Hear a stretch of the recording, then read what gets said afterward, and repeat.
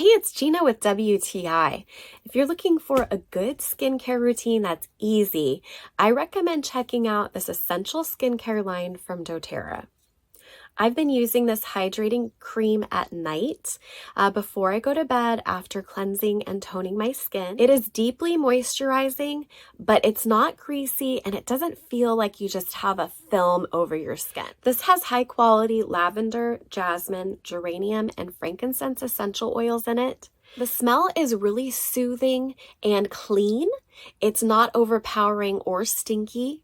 And I really like that these combination of essential oils are good for different layers of the dermis. So you're really getting a lot of quality skincare that has been used for centuries by many different cultures.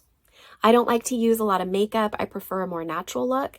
And using the skincare line has helped my skin to stay healthy enough that I don't have to wear a heavy foundation. With consistent use, I've noticed how this has really helped my skin to appear firmer and more youthful looking, which I really appreciate. Consistency is definitely key for any skincare routine that you get into.